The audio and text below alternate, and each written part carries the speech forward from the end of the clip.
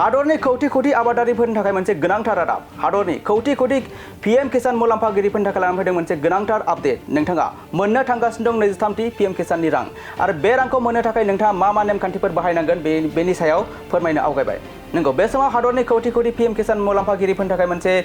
गोनांथार रादाब लानानै फैदों नोंथाङा मोननो थांगासिनो दं पीएम किसाननि 23थि किस्तिनि रां फैगौ 30 जुननि सिगां नोंथाङा मावथारनांगोन माखासे गोनांथार खामानि नङाब्ला नोंथाङा मोननाय नङा बे बाराव पीएम किसाननि 23थि किस्तिनि रां बे नेमफोरजों थाङाब्ला दाननो हागौ नोंथांनि मुंखौ पीएम किसान बिथांखिनिफ्राय नोंथाङा बे बिथांखिखौ मोननो थाखाय EKYC होथारनांगोन नङाब्ला नोंथाङा मोननाय नङा 2000 रां नोंथाङा गावनि आधार कार्ड बैंक एकाउन्टजों फोनांजाबनाया गोनांथार आरो बे खामानिखौ 30 जुननि गेजेराव नोंथाङा खालामना लाथारनांगोन नोंथाङा नोंथांनि आधार नम्बरखौ सोनानै अनलाइन EKYC आबुं खालामनो हागोन आरो OTPनि गेजेरजों फोरमान खालामखांनायनि उनाव जमा होनो हागोन आरो बे हाबाखौ मावनो थाखाय pmkisan.gov.in बे वेबसाइटआव थांनांगोन नोंथाङा पीएम किसान स्किमनि आपडेटआव EKYC सोनो थाखाय मावख'आरि एबा अफिसियेलि पीएम किसान पर्टेलाव थांनांगोन आरो फार्मार कर्नारनि सिङाव EKYC अपसनखौ सायख'नांगोन बेनिफ्राय थि खालामनांगौनि लांदां जायगायाव नोंथांनि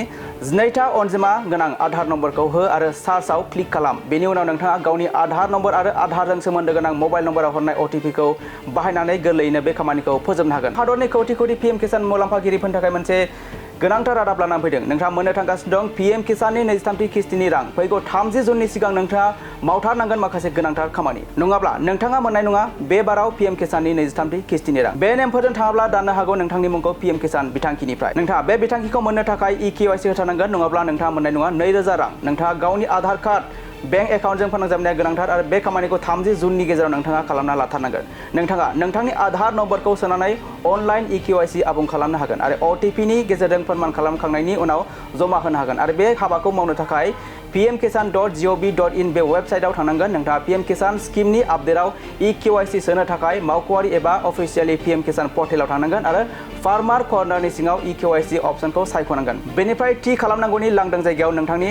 12था अनजिमा गोनां आधार नम्बरखौ हो आरो सार्चआव क्लिक खालाम बेनि उनाव नोंथाङा गावनि आधार नम्बर आरो आधारजों सोमोन्दो गोनां मबाइल नम्बराव हरनाय OTPखौ बाहायनानै गोरलैयैनो बे खामानिखौ फोजोबनो हागोन नंगौ बे समाव हादरनि खौटि खौटि आबादारिफोरनि थाखाय मोनसे गोनांथार रादाब पीएम किसान मुलाम्फागिरिफोरनि थाखाय लाना फैदों मोनसे गोनांथार आपडेट नोंथाङा मोननो थांगासिनो दं पीएम किसाननि 23थि किस्तिनि रां आरो बेनि थाखाय फैगौ 30 जुननि सिगां नोंथाङा मावथारनांगोन माखासे गोनांथार खामानि